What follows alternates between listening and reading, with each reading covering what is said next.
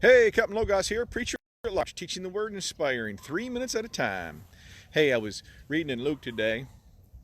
I was reading the crucifixion part about Jesus, right, and then his trial beforehand in Luke, down there in chapters 22 and 23. And this thought came to me, the Holy Spirit just dropped in me and it hit me pretty hard this morning. So Jesus is going from person to person, right, being judged. He runs over to Herod. Herod wants to see him. Herod asks him a bunch of questions. He really doesn't answer much to Herod.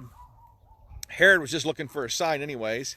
And then he sends him back to Pilate. And he says, hey, I see nothing wrong with this man. He's done nothing wrong. He's done nothing worthy of death.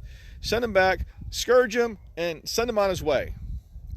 And then what happened was, the next thing that happened was, Pilate then is going to do what Herod suggested. And then he reaches down and he, instead of releasing him, he hears the cry of the people. Here's the cry of the people. Crucify him, crucify him, crucify him. Now, he didn't want to upset the Jews. And so what does he do? He tries another thing. Hey, I'm supposed to release somebody. Let me just release Jesus. And they're like, no, give us Barabbas, this killer. And because of the will of the people, Pilate released Barabbas and crucified Jesus. After having been declared innocent, right? So, I try not to get too political on these things, but there's a lot of stuff happening in political life that affects your Christian life that you need to know about, right? The reason the United States of America is a republic is because in a democracy,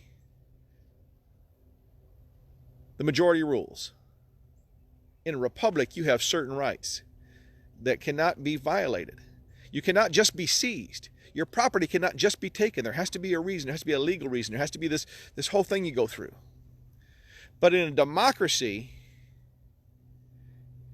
if the majority wants your property, they can take it. If the majority wants your life, they can take it. They did it to Jesus, and they'll do it to you. If you think you're any better than Jesus, he died because of a democracy and because people, the will of the people. So I say all this to say, the political nature of this world today, we have to be careful. Because I'm telling you right now, as we go more towards a democracy versus a republic, you're going to see that anything that the Christian wants to do, right, if the majority says no, you're not going to be able to do it. Even up to the point of they killed Jesus because of democracy. Let that sink in this week as you listen to the news. Now, look at your face in the Bible.